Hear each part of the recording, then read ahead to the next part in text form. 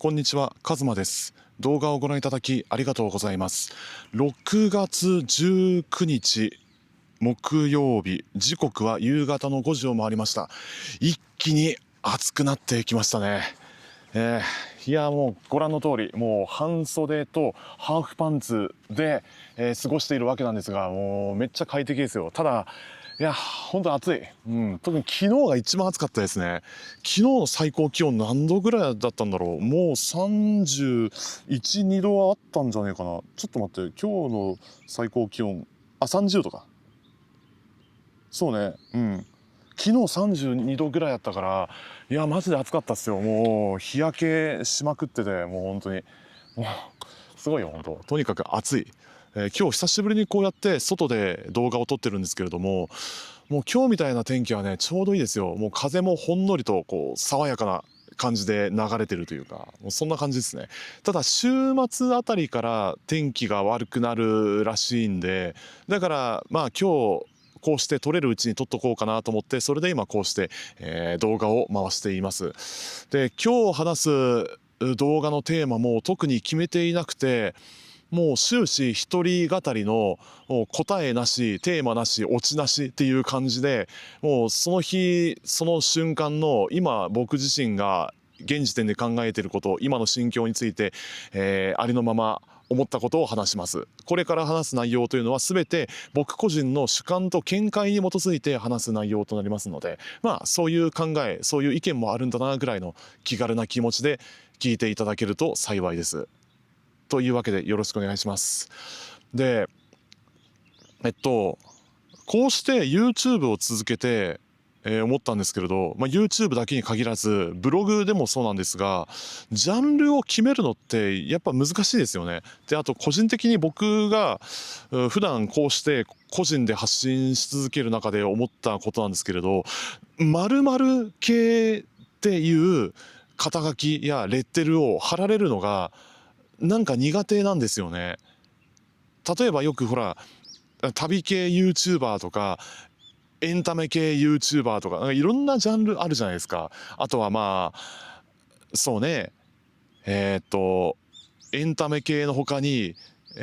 一時期世間でよく話題になっていた迷惑系がどうのこうのとか、詩人逮捕系とか、ほんといろんなジャンルがあると思います。映像系やそのカメラ系 YouTuber とか、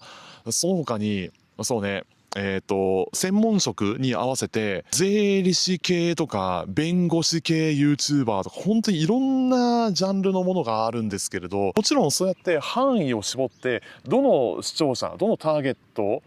どの層に対してターゲットを絞るか、どういう人たちに対して、自分のスキルやノウハウ、その自分が持ち合わせている情報を提供していくかっていうふうにね、そうやってジャンルを絞って、範囲を絞って、特定の分野に合わせて、情報発信するっていうのは確かにそれは大切だと思いますよ。テレビ番組だって、こういう視聴者をターゲットにこういった番組を放送し続けるっていうような、そうやってね、なんか楽しいものを見たいとか、お笑い優先を見たいとか、そういうふうに考えてる人っていると思うんですよね。例えばお笑い番組だったら昔、やってたあれなんだっけな、めちゃイケもそうですし、跳ねるの扉とか笑う犬の冒険とか、あの辺は結構楽しかったですね。昔やってたコント番組とかは割とよく見てました。特に跳ねるの扉とか笑う犬の冒険とかもそうですけれど、その当時やっていた番組ってテロップが少なかったですし、で中にはもうやる人のその芸人さんのアドリブで、展開している企画とかそういうのもあったんで、あれはマジで面白かったですね。頭の回転の速さというか、こういうボケに対してこういうツッコミをするっていう回転の速さはやっぱね、プロの芸人さんっていうのは本当すげえなと思いました。ちょっと話がそれてしまったんで申し訳ないんですけれど、そういう感じで、範囲を絞って、こういうのを求めてる人たちに対してこういうものを提供するっていう風にこう範囲を絞る、ジャンルを絞るっていうのはもちろん大切なのは分かります。ただ、それはテレビとか、そういうなんていうのかな、その形態にもよるけれど、僕らがやっているのってあくまでも個人発信じゃないですか。でどこのその企業にもどこの企業にも属していない、あくまでも自分自身のチャンネルなわけだから、個人で発信し続ける中でもう本当に特定の分野だけ絞るっていうのは結構難しいんじゃないかなと思うんですよね。で、例を挙げるとすれば、よく旅系の YouTube チャンネルっていうのがあるんですけれど、それ自体は僕もよく見てますし、ああこういう国のこういう場所があるんだみたいなさ、そこら辺は結構ね、参考にしてるというか、単純にその人の目線で見たその国その地域の文化だったり、その場所から見える世界観というか、そういうものがね結構好きなんですよ。ただなんて言うんだろうな、そういった旅に関連する動画配信、またはブログもそうだけれど、それずっと続けるのって体力的にも資金的にもほぼ不可能なんじゃないかなと思って、なんだろうな、スポンサーがいたとして、で資金提供を受けたとして、でそれで、ずっと続けられるような土台を持っている、そういう仕組みを持ってる人だったら多分大丈夫かもしれないけれど、ただ僕みたいにこういう本当にその小さなチャンネルで、特にその周りにその友達がいない、で特に頼れるところもなく、もう本当そのこじんまり、なんというかこじんまりとした動画を配信し続ける身としては、これねやっぱりね、個人で特定の分野に範囲を絞るっていうのは結構難しいところなんですよね。で、僕自身は結構飽き性なわけですし、で一時期はよく海外を旅している動画を撮ってたんですよね。ヨーロッパと、あとは去年ニュージーランドと北海道を旅していた時の様子を撮り続けたんですけれど、撮影するのも大変ですし、でそれを編集するのもなかなか一苦労なんですよね。編集する環境を見つけるのも大変ですし、で編集する環境、その作業できる場所を見つけたとしても、でいざ編集します。で編集する作業もものすごい時間がかかるわけですし、で一度作り上げた動画をそれをアップロードするのにも、それはその環境のなんていうかね、インターネット環境とWi-Fi の速度によって左右されるわけですし、でそれがたまればたまるほど、でそれをアップロードする環境によっては時間がかかればかかるほどものすごいお金がかかるわけですよ。要は滞在費と食費とか、その他もろもろ含めてとにかくいろんな面でお金かかるわけですよ。でそういうのを考えた時に、なんだろうな、その事細かくその行った場所の情報だったり、文化的なものとか、そういうのを一個ずつ解説し続けるのって、その情報の下調べもめっちゃ大変ですし、結構時間がかかるんですよね。でそういった情報発信をするって言っても、今の場合チャット GPT とかそういう生成 AI によってなんぼでも情報検索できるわけじゃないですか。よくなんか有料級の情報発信しますとか、なんかそういう人いると思うんですけれど、でもその有料級って言ってももう時間が経てば色あせていくわけだし、でそういったものも結局その Google で検索すれば一発で分かるじゃないですか。人口何万人とかさ、そのどこの国のそのどの町の、どういう文化について、知りたいのか、そういうのについても Google で検索すれば一発で出ますし、 Wikipedia でもなんぼでも出てくるわけですし、で AI に質問すればそれらに関連する情報っていうのがもうバーって出てくるわけですよ。だからそういうの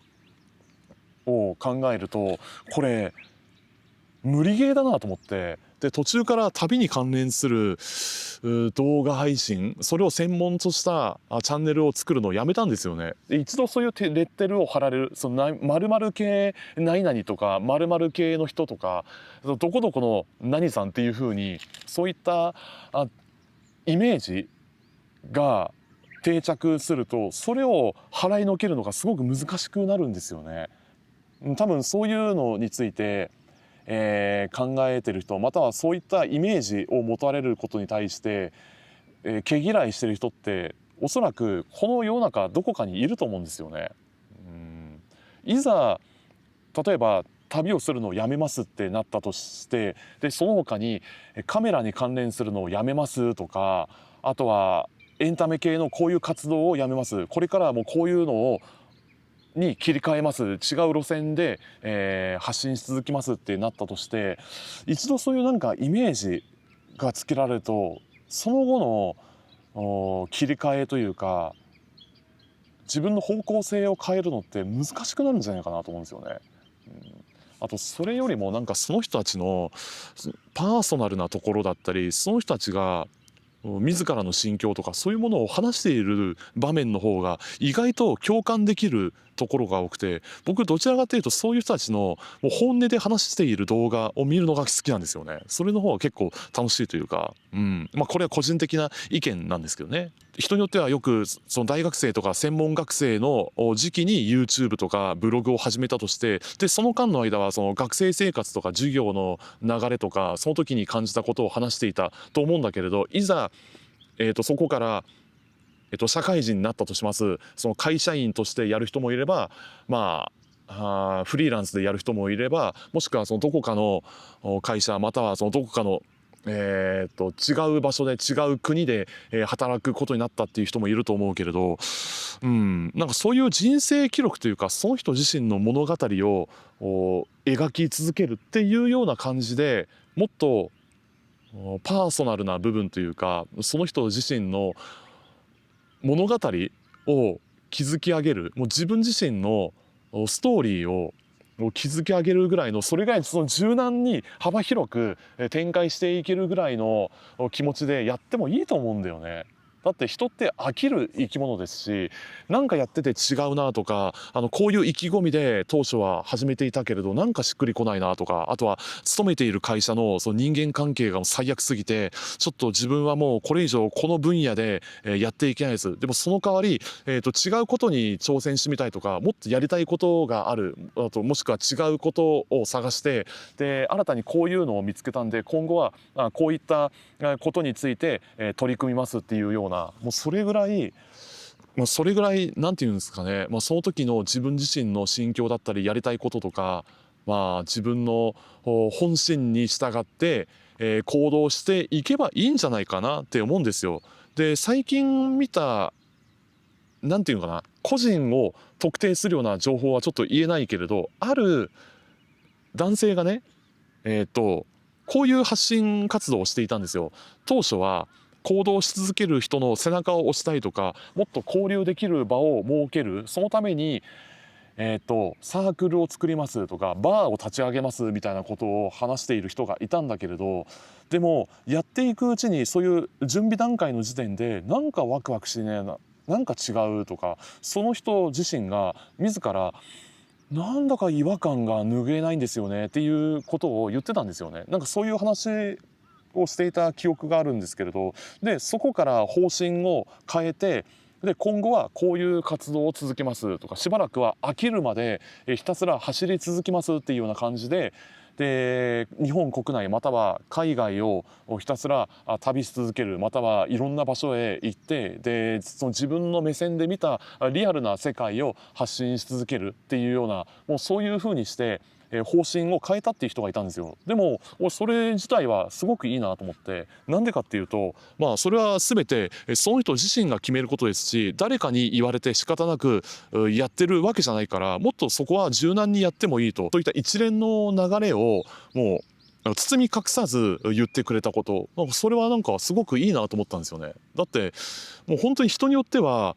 今勤めてる会社を突然辞めて全く違うその異業種に移り変えたっていう人もいれば、もう今住んでる場所から全く違うところへ、引っ越したとか、あとはそれまで積み上げたものを放り投げて、で全く違うその異国の地へ、足を踏み入れて、でそこからなんていうのかな、ゼロから築き上げる、もうそういう流れで、新たに冒険し続けるような形で、何かを一から築き上げたい、そうやって、暮らしている人も世の中にはたくさんいるんですよね。どう言えばいいかな、人それぞれ本当に多種多様な生き方があるわけですし、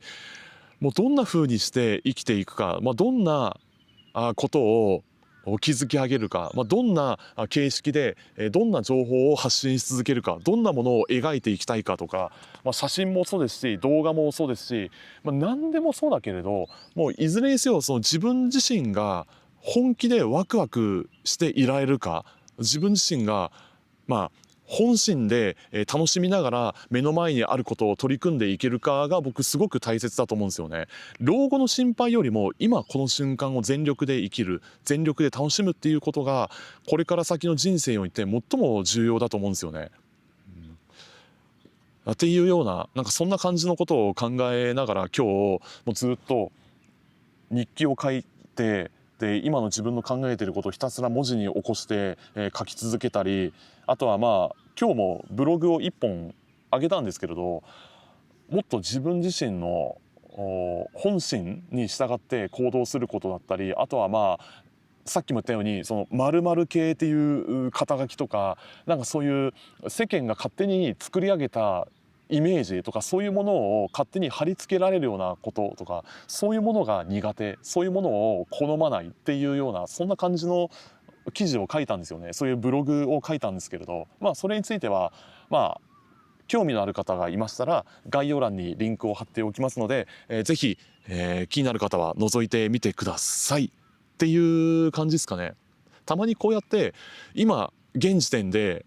考えてること、本音で話したいこととか、そういうものをもうざっくばらんに話せる場としてこうやって YouTube を通して、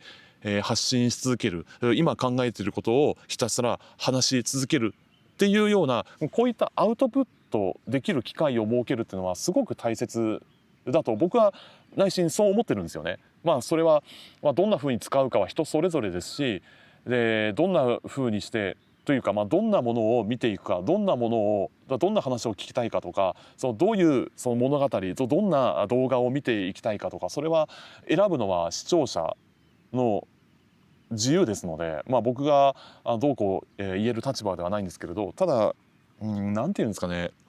もうこれも全部アドリブで言ってるんですよ。本当にもうあっち行ったりこっち行ったり、その自分自身もこれどうまとめたらいいかよく分かってないんですよね。でもそれぐらいリアルな一面、そのリアルな様子をそのまんま映すこともある意味なんていうのかな、そういう話す時間があってもいいと思うんですよね。それぐらいもっと自由な感じで、もっとのびのびとした感じで、ありのままのそうリアルさを描き続ける、そういうものを発信していくことがこれから先この YouTube とこれから先 YouTube を続けていく上で大切なんじゃないかなって内心そんな気がします。喋るのって結構体力いるんですよ。こうして話してるだけでも意外と喉が渇くっていうか、あまり肩肘張らずにそんなガッチガチに構えなくてもいいんじゃないかなって思うんですよね。だって人それぞれどんな風に生きていくか、それはその人の自由ですし、で住む場所を変えたいとか環境を変えたいとか、もう今勤めているその会社がもう最悪すぎるからもっと違う場所でその自分の長所を生かしてもっと自分のやりたいことやその自分が関心のある分野で働き続けたいとか、もっとその自分のやり方でお金を稼いでいきたいとか、いろんな思いがあると思うんですよね。でそこでいろいろこう横やり入れる人はいると思うけれど、そういうのはね無視していいですよ。もう一切相手にしなくていいです。で他人を侮辱するとか人の足を引っ張りたがる人っていうのはもうそれだけ普段から何の行動もしていない人たちなんで、そういう人たちの言うことは無視していいです。結局ね、よく陰口とか、あとは誹謗中傷とかいろいろあるじゃないですか。そういうものに対してそれはねこういうの言われたら嫌だなとかそれはあると思うけれど、でも結局そういった行いをする人たちっていうのはもうその程度の人間ですし、で例えばよくコメントとかもしくはツイッターとかの書き込みでそういう暴言とか